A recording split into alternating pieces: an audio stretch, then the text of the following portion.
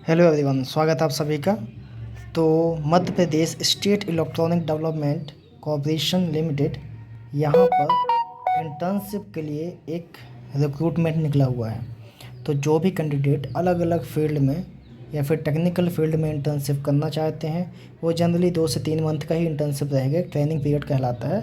तो जो भी कैंडिडेट सीखना चाहते हैं, ट्रेनिंग लेना चाहते हैं या फिर इंटर्नशिप करना चाहते हैं, तो वो इसमें अप्लाई कर सकते हैं। ये एमपी गवर्नमेंट का ही है, तो आपको बाकायदा सर्टिफिकेट भी मिलेगा और साथ में आपको एक्सपीरियंस भी मिलेगा। तो इस इंटर्नशिप प्रोग्राम में क्या इन्फॉर्मेशन है, क्या नोटिफिकेशन में दिया गया है, वो आपको वन बाय वन समझाने वाला हूँ, तो आप ध्यान से देखिएगा। तो स्टार्ट करते हैं। तो आप देख सकते हैं कि यहाँ पर मेंशन किया हुआ है क्लियरली कि ये एक इंटर्नशिप प्रोग्राम है। तो इसके साथ ही अगर आप नेक्स्ट देखें तो इसमें इंट्रोडक्शन है, कुछ कौन से डिपार्टमेंट का है, कौन से क्या है, तो वो आप देख सकते हैं। हाँ, इसके साथ ही यहाँ पर कुछ इंपॉर्टेंट डेट भी दिए हुए हैं, तो कि आपको कब अप्लाई करना है, कब इसका एडमिट कार्ड मिलेगा, कब एग्जामिनेशन होगा, वो सब कुछ यहाँ पर दिया गया है। कहाँ पर देख लीजिए।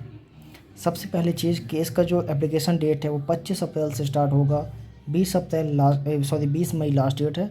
मतलब 25 अप्रैल से 20 मई, मतलब 25 दिन का टाइम है आपके पास इस एप्लीकेशन फॉर्म को फिलअप करने के लिए। अगर एप्लीकेशन फॉर्म में कोई डिस्टर्बेंस या कोई मिस्टेक हो जाता है तो आपको करेक्शन के लिए भी 10 से 21 मई तक आपको टाइम मिलेगा, यहाँ पर मेंशन किया हुआ है। इसके साथ ही आपका जो एडमिट कार्ड है वो 1 जून में मिल जाएगा, और एग्जामिनेशन जो रहेगा एडमिट कार्ड मिलने के 10 से 12 दिन में आपका मल्टीपल शिफ्ट में एग्जामिनेशन होगा। इसके साथ ही जैसे ही आपको एग्ज़ाम आप दे लोगे 11 से 12 जून में, तो आपको ऑब्जेक्शन कॉलिंग लाइव डेट आएगा।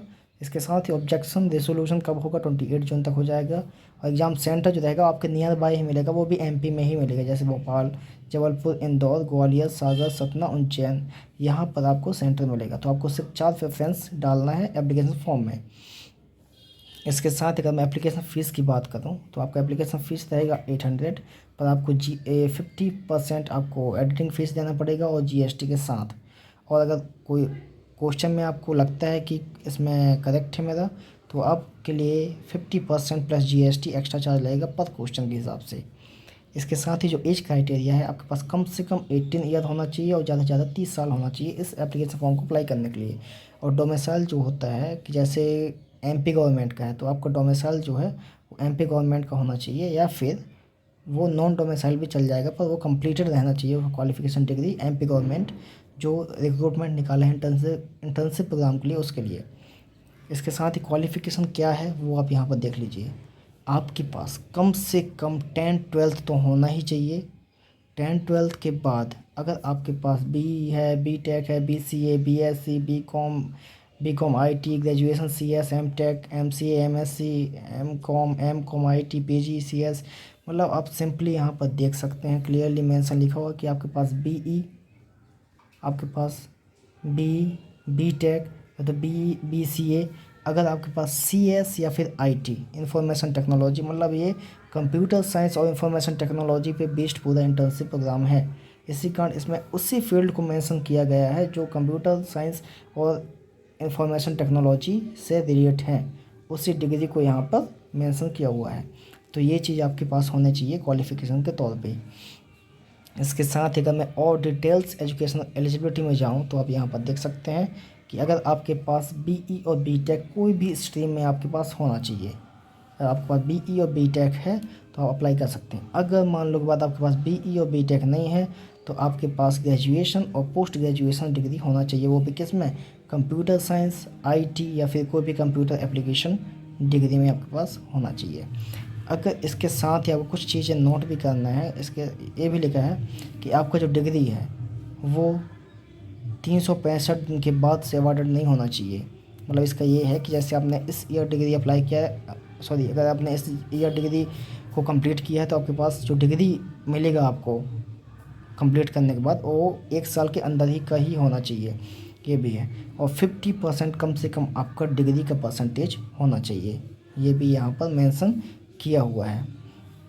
इसके साथ ही यहाँ पर आप देख सकते हैं कि कैंडिडेट जो है वो परसुइंग या फिर कंप्लीट होना चाहिए एमपी में, ठीक है, तो वो एलिजिबल है अप्लाई करने के लिए। पर अदर स्टेट वाले का कंप्लीट होना चाहिए 100%। इसके साथ ही एज बता चुका हूँ कि कम से कम 18 ईयर और ज़्यादा ज़्यादा आपका 30 ईयर होना चाहिए इसके लिए। इसके साथ ही अगर नेशनलिटी देखूँ तो इंडियन नेशनल कैंडिडेट ही अप्लाई कर सकते हैं, अदर कंट्री वाले अप्लाई नहीं कर सकते। इसके साथ ही और डोमिसाइल जो है वो दोनों ही, चाहे वो कैंडिडेट डोमिसाइल हो चाहे डोमिसाइल ना हो, पर उसके पास कंप्लीट क्वालिफ़िकेशन होना चाहिए एमपी गवर्नमेंट से। मतलब पूरा जो इसमें क्वालिफ़िकेशन मांग रहा है वो एमपी गवर्नमेंट का होना चाहिए, चाहे वो डोमिसाइल हो या ना हो, इसमें नहीं है, पर उसका क्वालिफ़िकेशन एमपी गवर्नमेंट के कॉलेज से या यूनिवर्सिटी से ही होना चाहिए। इसके साथ ही यहाँ पर फ़ीस वगैरह भी आपको बता चुका हूँ कि कितना फ़ीस आपको लगना है जीएसटी के साथ, वो भी यहाँ पर देख लीजिएगा। इसके साथ अगर आप देखना चाहें कि आपका एग्जामिनेशन जो है वो ऑफलाइन होगा कि ऑनलाइन होगा, वो भी यहाँ पर इन्फॉर्मेशन दिया हुआ है। तो जो आपका एप्लीकेशन है वो आपका ऑनलाइन होगा, 3 घंटे का होगा, मतलब 180 मिनट का होगा, 800 फ़ीस, साथ में जीएसटी चार्ज होगा।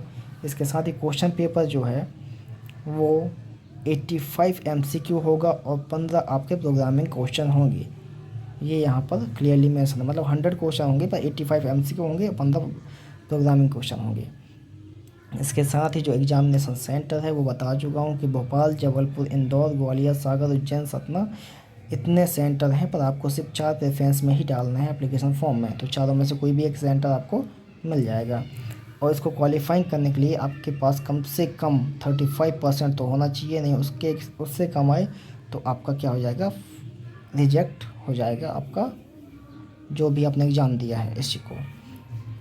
इसके बाद यहाँ पर दिया हुआ है कि आपको जो ज्वाइनिंग डेट कब मिलेगा अगर आपने इस एग्ज़ाम को पास कर लिया तो।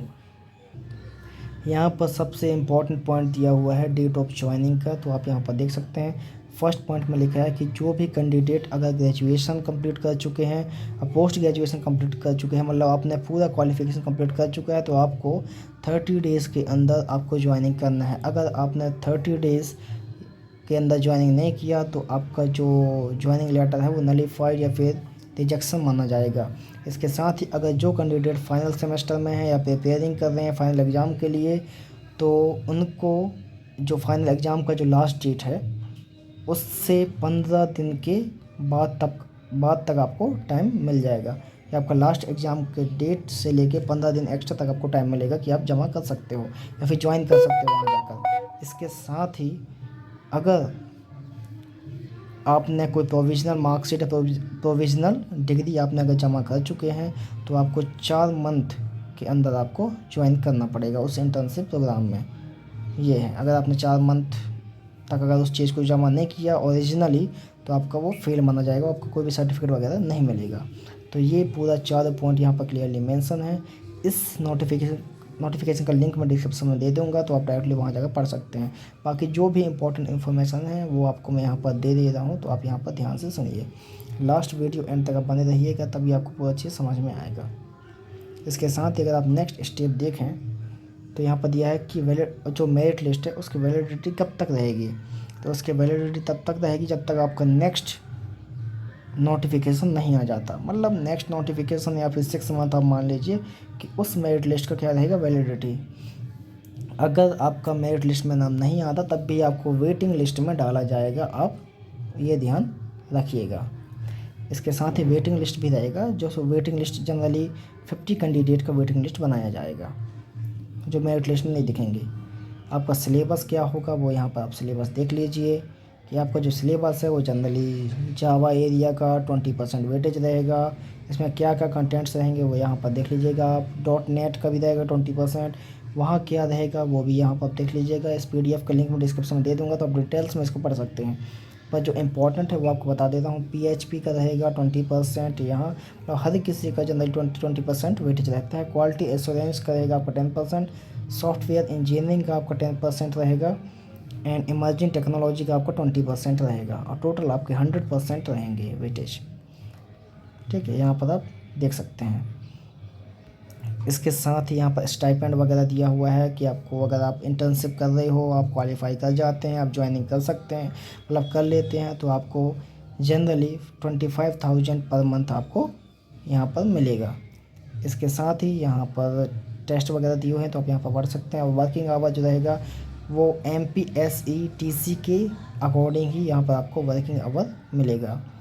इसके बाद भी यहाँ पर लीव वगैरह कि आप कितने दिन की छुट्टी ले सकते हैं, तो यहाँ पर लिखा हुआ है कि आप 1 दिन की छुट्टी ले सकते हैं 1 मंथ में, यहाँ पर दिया हुआ है। अगर कोई इमरजेंसी आ जाता है तो आपको 3 दिन का मैक्सिमम लीव मिल सकता है, जब इमरजेंसी रहेगा तब। उसके साथ ही यहाँ पर आपको खुद का लैपटॉप होना चाहिए आपके पास काम करने के लिए। ट्रैवल वगैरह जो रहेगा वो कोई भी आपको टीए डीए कुछ भी नहीं मिलेगा, सिर्फ आपको 25,000 रुपये मिलेंगे पर मंथ। उसी से आपको टीए और डीए मैनेज करना पड़ेगा, ये भी यहाँ पर दिया हुआ है। इसके साथ ही यहाँ पर कोई भी आपको इंश्योरेंस या मेडिकल बेनिफिट यहाँ पर नहीं मिलेगा आपको, ये भी यहाँ पर मेंशन किया हुआ है। और एलिजिबिलिटी सर्टिफिकेट आपके पास जो है वो आपको, अच्छा इसमें लिखा गया है कि आपको कोई भी सर्टिफिकेट वगैरह आपको नहीं मिलेगा, बस आपको एक ट्रेनिंग और एक्सपीरियंस तो मिल ही जाएगा आपको, ये भी यहाँ पर दिया गया है। तो ये था, तो इस वीडियो में इतना ही इम्पोर्टेंट इन्फॉर्मेशन था। बस इसके अलावा आप जो भी एलिजिबल कैंडिडेट हैं तो वो इसको ज्वाइन कर सकते हैं और अपना बेनिफिट, एक्सपीरियंस और ट्रेनिंग ले सकते हैं अलग अलग फील्ड में। तो इस वीडियो में बस इतना ही था। ऐसी अपडेट जानने के लिए बने रहिए इस वीडियो में। अगर कोई डाउट हो तो आप कमेंट बॉक्स में बोल सकते हैं, वहीं पर मैं आपको रिसॉल्व कर दूंगा आपके इश्यूज़ को। तो आप लाइक करें, सब्सक्राइब करें, कमेंट करें, शेयर करें। Thank you very much.